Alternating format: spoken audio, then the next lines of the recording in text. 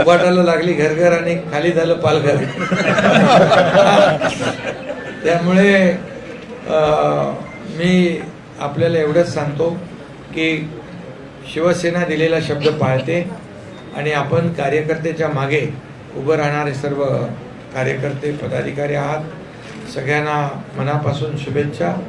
येणाऱ्या स्थानिक स्वराज्य संस्थांमध्ये राजेश आपल्याला प्रचंड असा विजय मिळवायचा आहे आणि त्या ठिकाणी लोकांना शिवसेना पाहिजे आणि म्हणूनच महायुती शिवसेना म्हणून आपण जी निवडणूक लढवणार आहोत त्यामध्ये जिल्हा परिषद निवडणूक, नगरपालिकेची निवडणूक, पंचायत समितीची निवडणूक या सर्व निवडणुका टप्प्याटप्प्याने येतील.